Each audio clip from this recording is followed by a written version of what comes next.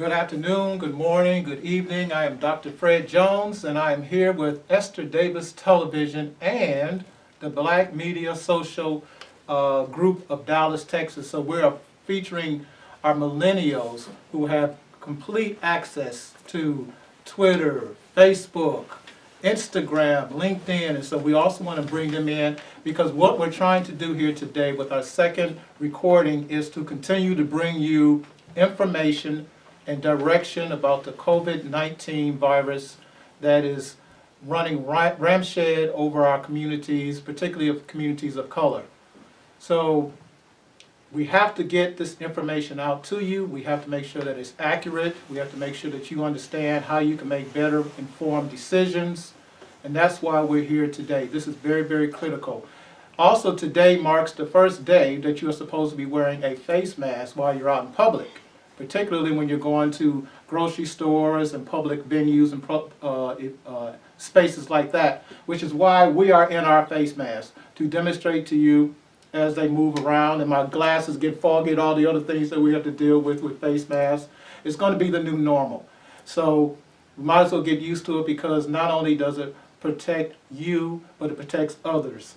And it's just something that we're going to have to do. It's just part of what the life is going to be like going into this next year or year and a half or however long it's going to be.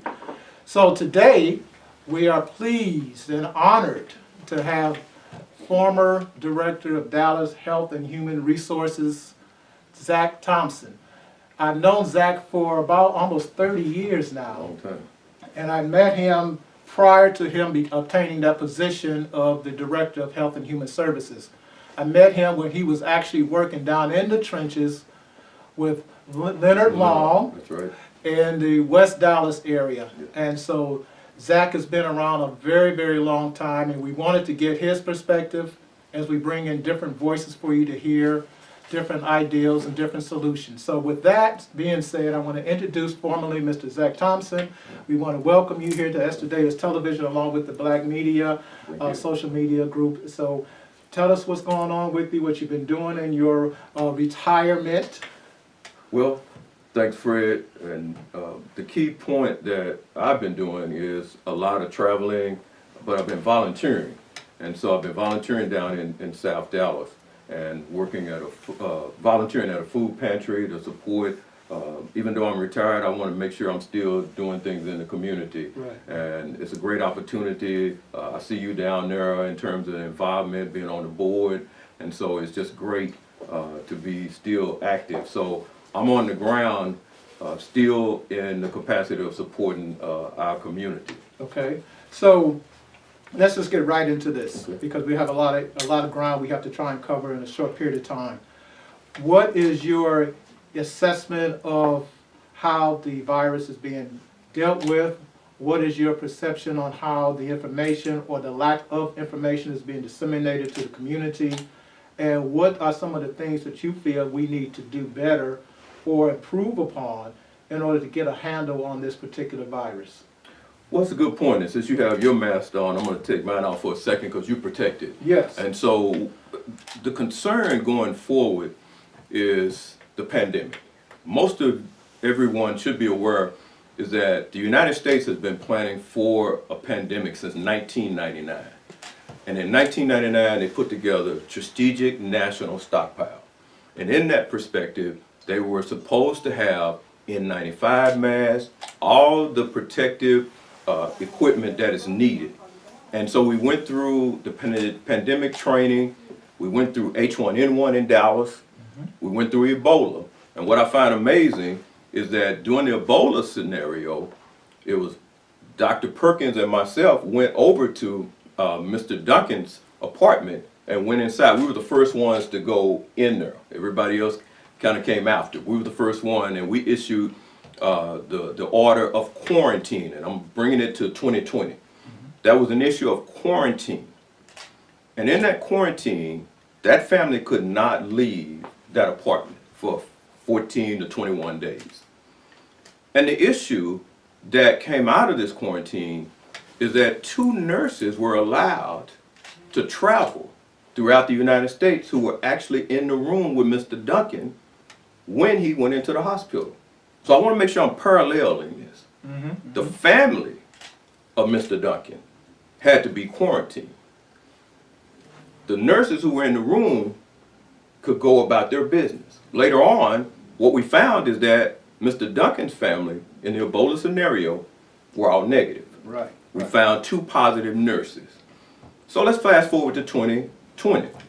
We now have a pandemic that initially, however we want to get the spin, it's not about Democrat or Republican, it's about the facts. Is that African Americans were going to be left out in the process because one, and I have to be very frank, when there is no African Americans at the table from a medical or public health standpoint in the discussions or the planning, then there's going to be what we're facing today. Give you an example. Since there is no vaccine, then what are we doing? We're dealing with a 1918 model of social distancing. They're saying we got to be 6 feet apart. That's a 1918 public health scenario that worked. Which was with the Spanish flu. Spanish flu. For you historians out there, how many people could have been in Dallas in 1918? Most of us were on farms. Most of us were, the population was small. I'm not going to count the East Coast cities. And so that worked. Now, fast forward to 2020, you tell people now you have to shelter at home, but then you make exceptions for essential services. The essential services are grocery stores, of course we need those, and other things. But what's impacted is that African American businesses are not essential, and so they're impacted. So let's look at what we have today. I want to make sure, and again, I want to thank Dr. Ester and Fred for even inviting me to kind of talk about this subject. Right now, and this is today, or yesterday, April 17th, there are over 2,000 confirmed cases in Dallas County of the virus. This is as of Today. yesterday's Of yes- statistics. Yes. And so you've had 55 deaths. When you look at the breakdown, and this is their data from Dallas County Health and Human Services, you see the majority of the cases are African American and Hispanic. And so when you look at the 2 testing sites that were set up, one is, they're going to say Ellis Davis, and they're going to say the A Center. And you're going to say a drive-up testing site? When, as you know, in South Dallas, most of the people we see don't even have cars. So how realistic and how serious are you with a public health response when you don't take into consideration there should be walk-up clinics, and there should have been 2 scenarios. One, and somebody's going to chime in and say, well, they don't have enough testing testing equipment. Right. Okay, here's the concern. They knew that from day one, so you should run a parallel. One, those who are showing symptoms, which is what the drive-through could do. And then here's their data. This is the national data. 80% of Americans are asymptomatic, meaning they ain't gonna have a symptom at all, no symptoms. But 80% is walking around, or a percentage of those individuals walking around who have the virus and are contributing to spreading the virus, but you don't test them till now. So all I'm saying is that I'm not going to ever Monday morning quarterback anybody, even though I got enough of it. Yeah. But I'm going to say this. If you're going to run a public health response, then run it where it takes into consideration low income, people of color, and a drive-through perspective of a clinic doesn't work. This is exactly why, and I'm going to take mine off while you can put yours back on, because no, seriously though, this is exactly why we're bringing this type of information to you, because we know that when we go back and we look at pandemics, and as Zack has talked about history, when we talk about from 1918 until this particular point, which is a little over 100 years, we know that people of color have always been excluded because we've never been considered essential as a race. And so if we're not considered essential as a race, then when these particular conditions occur, then naturally we're going to be ostracized and left out. But let me ask you this, Zach. Through our discussions on social media, well, amongst ourselves, we're hearing about pre-health conditions that are exacerbating the situation with the virus. How does that link into what's going on actually, what we should have been prepared for, and what do we do going forward with this? Because we can't continue to say, yeah, we have this virus, yet we are unhealthy. So how do we correlate those two? Yeah, I find it amazing that they're still talking about health disparities and they're giving out old stats and they're showing African American. I was born and raised in Dallas. You don't ever have to tell me about 75216, 10, 15. Those zip codes have been high risk since I've been born. So what's different? The difference is you have to get on the ground and go into those communities and deal with diabetes. They're showing in their own data, the large percentage of those with this virus have diabetes. Okay, that's African American, that's Hispanics. We know that. But how many clinics do you actually have in the southern sector? How many walk-up facilities or outreach workers? Now I saw somebody say, well, we got outreach workers going out in the community. When did they start and where are they? And the point is, they need to be outreach workers that live in the community, that look like the community, and are going and doing the education. That's what's going to take us to the next step. High blood pressure, diabetes, we already know that's what we're dealing with. People always used to, I don't even know why they criticize, we used to do the immunization clinics, and then we had a line wrapped around the building, and people say, well, they got those kids and the parents out there. Okay, this was their medical home, because the majority of those families had no medical home. They don't have a doctor.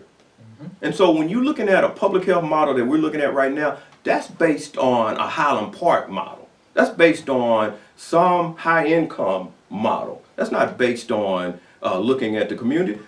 Why do we, when you looked at toilet paper, why did we run out of toilet paper? The virus doesn't cause diarrhea. Okay, so when you look at it, the information, so one day you wake up, they're saying, okay, we have a problem. Then the next day we shutting it down. That's not how you do public health. You gradually walk into it, educate, and that's what we used to do. Spend time educating the community. I heard a lady say the other day, and I might keep my mask on, I may not, just depends on how I feel today, but I'm gonna make a point. I hear elderly people say they can't find a mask. You know what we're gonna do? We're gonna break for just a second here, then we're gonna come back and elaborate on the point of availability for these particular PBEs in the community. We'll be right back. Hello, I'm Deidre Childress, President of the T. Mathis Hawkins section of the National Council of Negro Women. I'd like for you to join us in making sure we get the word out to our community about what we need to do to survive this virus. Please come to our meeting, first Saturday of each month, at the Holy Cross Catholic Church on Bonneview Road at 4 p.m. We look forward to you joining us. Thank you.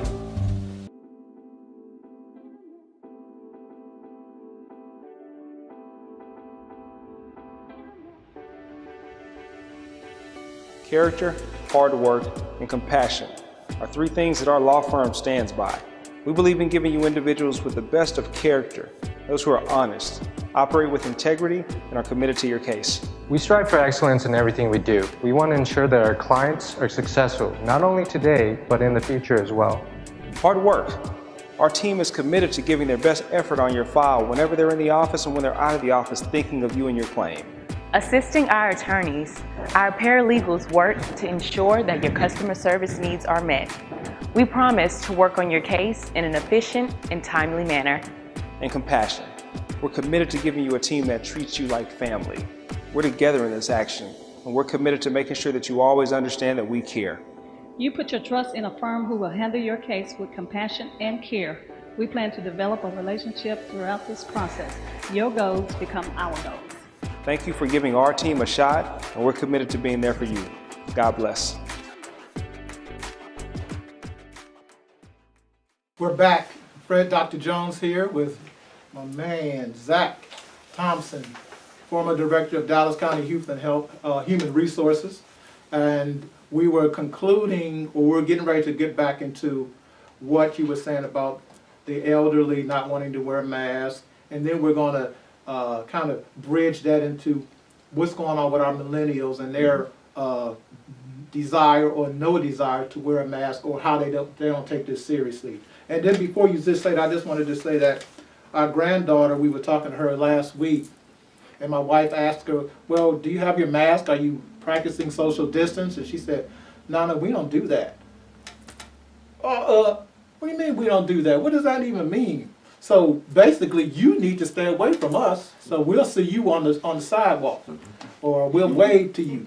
Because if you might be a carrier and you don't even know it, so you're going by your grandparents, you're going by old elderly people. We know that this is taking out the elderly like nobody's business. Everybody, I'm talking to people right now who have been directly affected by their parents going to church, because churches have been not following these rules, because part of spirituality is being disciplined and obedient. That's right. Okay, and trusting in those people that have been entrusted to give us the information that we need. So Zach, with that, you can conclude, my brother. Well, I'll wrap it all up into one. The reason why we should wear the mask, as you pointed out, when you look at the age groups, now I want to make sure, and that's good the school is shut down, because children can get it as well in terms of the virus. But also the majority of the cases in Dallas County have been between the ages of 41 to 64 years of age. Now, why we should wear the mask is because, as you pointed out, diabetes, lung disease, heart disease, kidney disease, cancer, immune deficiency, those are the kind of things that really point out why you should wear the mask, to protect those individuals. So why I wear it is to protect you as well as me. But basically, the elderly are concerned because they can't find masks. You're asking them, so there should have been something set up to provide masks to low-income residents. Then you do a demonstration on making them. Okay, the ones they're making, I have an N95 mask right here.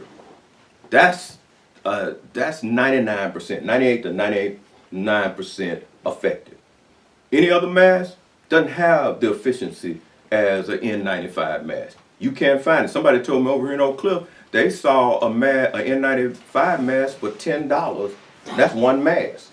You could go to Home Depot for all the pandemic and get a box for $10. Yep. So what I'm pointing out is that if the reason to wear the mask is to protect our high-risk population and our seniors. And so I support it from that aspect, but we're saying wear something, but it's not effective just having a bandana on. And so if that's all you have, then that's fine. But I'm going to have to ask public health departments throughout the United States. And I have to agree with one person we normally don't want to agree with. Where did all the masks go? And now when the masks that we need are all coming from China. So what's amazing, I have to take from a famous city council person, it's amazing as in grace. How the heck can you talk about having masks and now there is no mask? And personal protection equipment, if you remember what happened during Ebola, the two nurses, that was their issue. This guy had trajectory, diarrhea, and vomiting. So why is this new? So you see people saying, well, we don't have the equipment. We said that in 2014. We said that in 2008 in terms of H1N1. And now we're still talking about in 2020, protect our first responders. Now we had a situation, let's bring a recent one. Downtown with a homeless shelter. They got 38 cases or more, plus the employees. You also may have 2 Dallas County Health and Human Services employees who may be quarantined because of this. You don't hear anything about the individuals who are impacted by this. And then I see in the news where when they went to pick up the homeless, the bus driver had on all kind of covering. He was shielded. And so the reality is, if to wear the mask is to protect those who are at high risk and to protect you. last piece I want to make sure, because we got to cut. It's a lot of ground in Lot there. of ground. We went. Here's how confusing it is. First they said it don't make sense to wear a mask. Right. Yeah. Now they saying wear a mask. First they were saying we got this under control. We're about to hit the peak. Now, oh, let's don't take our foot off the gas now. Now when they tell you they got 2,000 cases, well, we just said 80% of the individuals are asymptomatic, no symptoms. Meaning that when you go to the doctor, first thing the doctor said, what brought you here today? You say, Doc, I got a sore throat. Oh, he ready to go then. A sore throat. Oh, okay, let me look in your ear, let me look in your throat. Okay, I know what, okay, I'll give you an antibiotic or whatever. You go to the doctor and say, I'm just here, I don't have any pains. Watch what he or she gonna do. Well, we gotta run a blood test or something to see what's going on with you. 80% don't have symptoms. They're walking around. So why wouldn't you test a sample? And don't tell me you got a small number of testing equipment to do it. There should be more testing. There should be not only for those who say they have the symptom, but those who do not have the symptom, and you would have captured this. When you look at the numbers, and this is their data, when you look at how many African Americans, in terms on April the 16th, they say in terms of patient count, there's 350 African Americans, Hispanic 492, white 362. This is showing those individuals who are reported cases who are minorities.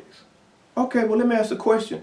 Have anyone of y'all seen any outreach workers come into the African American community? I'm in South Dallas, not just that one day, almost every other day I'm in South Dallas. I don't see anybody. Matter of fact, if you drive down, they don't call no business names, but if you drive down, we used to call it Oakland, it's called Malcolm X. Hey, they standing out in line to one of these stores. Hey, but they're doing some social distancing at that one of those stores. But there is nothing. We can go down there right now, take some testing right on Malcolm X, right on MLK in Pennsylvania, right on Home Street. We can capture a whole bunch of folk and get them tested. We can get a whole lot of people, and they're not getting tested. And that's what an outreach worker who was on the ground. I know they're not taking the playbook from 2014 and Ebola. I'm gonna tell you why. Nursing homes should have been the first ones to have been identified. Okay, so when everybody tell you, and that's why I know sometimes I feel like coming out of retirement, but guess what? No. Hey, my point is this. When I look at it, I'm like, okay, 2014, you go around to the high-risk areas. They called me during the Ebola situation, said a man spit on the DART rail line. They stopped the rail line. I said, okay, then you can start it back up, because the man don't have Ebola. In this scenario, if you're going to go with public health response, you go with the high-risk populations. And the last thing I'm going to say, and this is something I am going to write about, why is it that when I want to find Lysol and other things to protect me, I got to go north? We don't have it. We don't have it. Lysol wipes, anything, Clorox. I gotta go north to find that. So I'm getting confused. So now we got all these elements: diabetes, heart disease, and then how many of these individuals? And I commend Commissioner Price for standing up and challenging that. And we got a balance between the public health and the economics of this situation. And right now, we're getting hit both ways. And that's why I agree, pick your poison. You got the same issue. But at the end of the day, the problem is, what's going to change? Because, and I have to be frank, if they don't look like us, how many African American doctors are in this discussion about the public health planning response in Dallas? How many African American Hispanics are in the discussion about even the economic response to this? So that's why I get a check every month, so I can say this. That's why I got a problem with all of this, is that I don't have a problem with what they do. I got a problem with what we doing, and that's nothing. Because who are the experts they consulting with? Dr. Davis, no, in everything you deal with, you see other people on these committees. but nobody look like us. So who's gonna bring the perspective? So who's gonna mention in the meeting if there is no African American, there is no Hispanic, that you need to do something in South Dallas? Now they say they're gonna do something in Pleasant Grove with a Walgreens. Well, I'm gonna say you need to be doing something in Oak Cliff, South Dallas, East Dallas, East West Dallas, right? And then not only DeSoto, they showing DeSoto as one of the highest numbers, but they don't know why. Okay, then you got Cedar Hill, and you got all the African Americans who have moved out there. Nobody has Duncanville, been Lancaster. right. Yes. So nobody is Yeah. out there. So I'm gonna say this: they say what they can about me. I'm not drinking from that Kool-Aid. That's why we brought you on board. Because at Esther Davis told we've done this for 30 years with the millennials, with the black social media. We're going to tell you what it, because what are you going to do? There's nothing you can do. We're going to tell you what you need to hear and why you need to hear it. You know what? We've reached that point now where we're going to take another little break, and then we're going to come back and close it up. But if you're on Facebook Live, you need to pass this on to your friends. You youngsters out there, y'all need to heed this, like I said. Now, the brother from the Surgeon General, when he said it, it ain't come off right. No. You see, it ain't never the message. It's always the messenger. Yeah. Okay? That's why we got him as a messenger. That's why I got Brother C.W. Whitaker here because he's a messenger. That's why I got Esther Davis, how we got the millennials, myself. We are messengers that have been out here in the community, and we're not going to lie to you. You can trust us. Trust is a major, major issue, and so I'm going to use that as when we close out. But we're going to go to another close out here, another segment. Then we're going to come back and we're going to conclude. But we're just glad to be here. Well, again, I want to thank Mr. Zack Thompson for being here and giving us his honest, unabashed, unafraid perspective.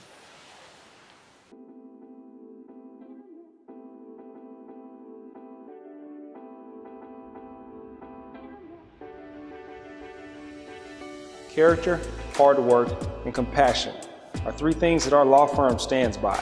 We believe in giving you individuals with the best of character, those who are honest, operate with integrity, and are committed to your case. We strive for excellence in everything we do. We want to ensure that our clients are successful, not only today, but in the future as well. Hard work. Our team is committed to giving their best effort on your file whenever they're in the office and when they're out of the office thinking of you and your claim. Assisting our attorneys, our paralegals work to ensure that your customer service needs are met. We promise to work on your case in an efficient and timely manner. And compassion. We're committed to giving you a team that treats you like family.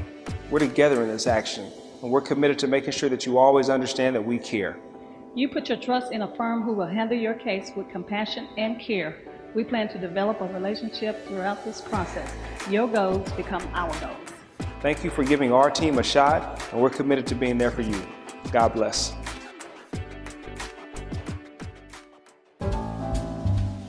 Hello, I'm Deidre Childress, the president of the T. Mathis Hawkins section of the National Council of Negro Women.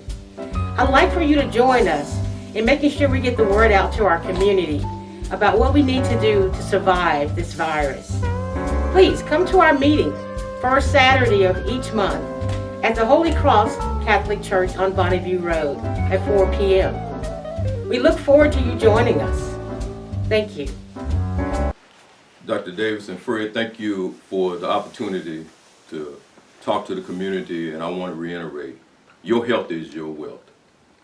You can have money, that's going to fade away.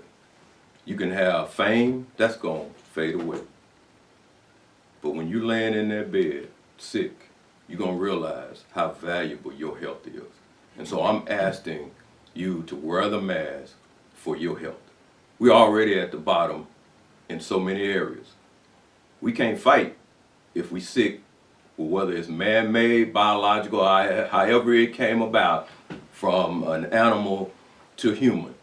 So your health is your wealth, and I'd rather have my health than $1 million because I know I can do things. But I could have $1 million and be laying in Parkland Hospital and it'd do me no good. So remember that, fight, write, communicate what your concerns are. I told a group of young men today, while you stuck in the house, Write about your feelings. And the mental health, I want to make sure I'm clear. When you're sitting in the house and you're looking at this on the news and you saying I'm depressed, you know why you're depressed? Because you hadn't wrote a letter saying why is there no Lysol in the southern sector. You know why you're depressed? Because you haven't wrote to say the liquor stores can be open, but the church is closed. I tell you how to get your mind right. Exercise your ability to tell people about your pain. Thank you, Fred. We're going to close this out. We can't make you do anything. You can lead a horse to water, but you can't make him drink. You can listen or you cannot listen, but we're going to tell you the truth as it stands. The realization is that from 1918 to 2020, the same situation is still here. That lets you know that the system is not attuned to keeping up with the problem. It never has and it never will. We have to save ourselves. Save ourselves. Because one thing that I always tell my wife when we're kind of working out, I'm saying, you have to be able to save yourself if the car ever goes in the water, or if you have to hang on till somebody comes to get you. If you don't have the strength to hold yourself up, if you don't have the ability to swim or to hold your breath or to do whatever it is, you're going to die.